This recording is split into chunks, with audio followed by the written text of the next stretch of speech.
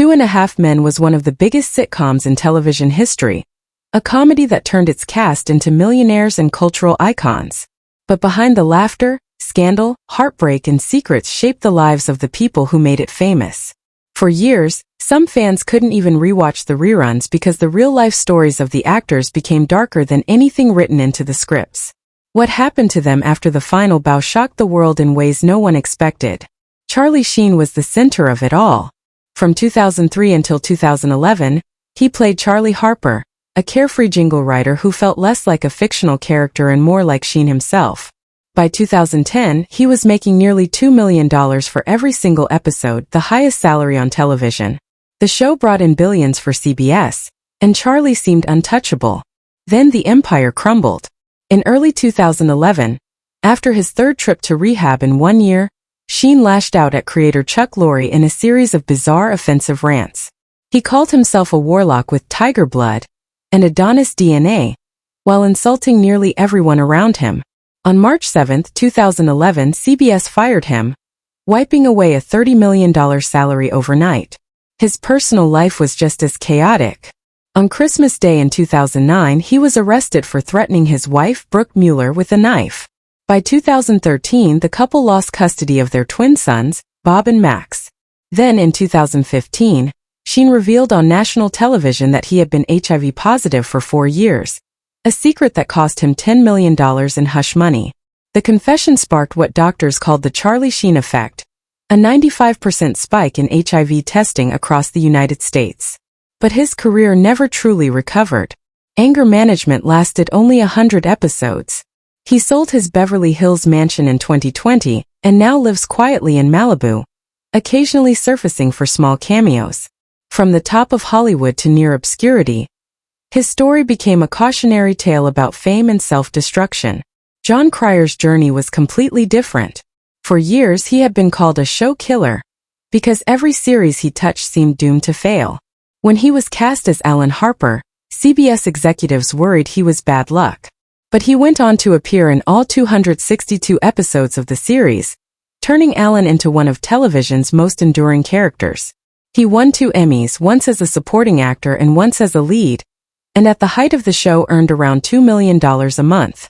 But behind the laughter, he carried a heavy secret. At 24, he was diagnosed with a rare cancer, dermatofibrosarcoma protuberans, which returned when he was 35. Multiple surgeries left him scarred, and if you look closely, the marks can be spotted in some episodes. His personal life was rocky too. After his divorce from actress Sarah Trigger, custody battles over their son turned bitter, with Trigger demanding $88,000 a month in support, claims the court denied. Then there was the surreal twist of working alongside Ashton Kutcher, who replaced Charlie Sheen. Years earlier, Cryer had briefly dated Demi Moore. By 2011, Moore was married to Kutcher, who was 7 years old when Cryer dated her. He later joked about how strange it was, but the awkwardness lingered. Angus T. Jones was just 10 years old when he became Jake Harper. For 10 years, he was the lovable kid of the series, and by 17 he was the highest-paid child actor on television, earning $300,000 per episode. But in 2012, he shocked the world when he appeared in a religious video urging people to stop watching the show that made him rich. He called it filth and admitted he felt like a hypocrite for being part of it. By 2014, he walked away entirely. Instead of chasing more roles, he went to college at the University of Colorado and later joined a media company called Tonight, co-founded by Justin Combs, son of Sean Diddy Combs. In 2024, he quietly married Sarah Welker, a USC honors graduate in Hawaii. Unlike his childhood in the spotlight, his adult life is private, far from red carpets and tabloids. Financially, he's set for life, still earning over $1 million annually from reruns and even more from investments. He gives back too, donating to charities for abused children, cancer research, and anti-bullying causes. In 2023, he surprised fans with a small appearance alongside Charlie Sheen in Chuck Lorre's show How to Be a Bookie, his first acting role in nearly a decade. When Charlie Sheen left, Ashton Kutcher saved the show. In 2011, his debut episode drew nearly 29 million viewers, the highest rated in the show's history. Ratings soared and he became television's highest-paid actor, earning $750,000 an episode. Between 2012 and 2013, he made $24 million. But his off-screen life was complicated. Back in 2001, before fame, he had planned a date with Ashley Ellerin, who was murdered the night they were supposed to meet. He later testified against her killer, reliving the trauma years later. In 2019, he revealed he had battled vasculitis, a rare illness that affected his vision, balance, and hearing. He recovered, eventually running the New York Marathon in 2022 to raise money for Thorn, the nonprofit he co-founded to fight child trafficking. But controversy struck in 2023. When his former co-star Danny Masterson was sentenced for rape, letters Ashton and Mila Kunis had written on his behalf asking for leniency were made public. The backlash was immediate. Ashton resigned from Thorn, his reputation tarnished.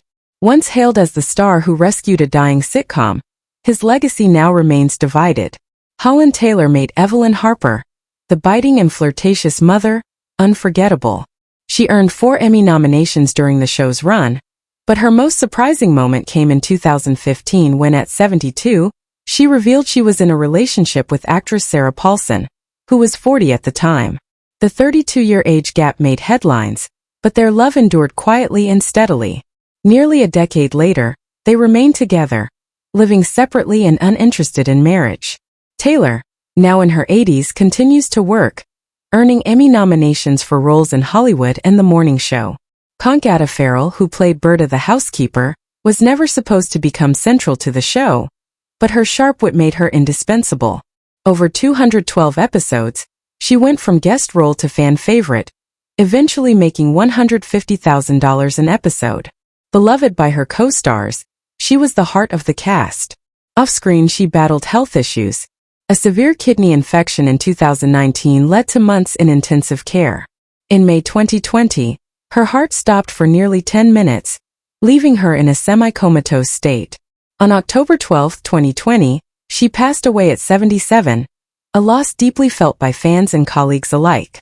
Melanie Lynskey, who played Rose, the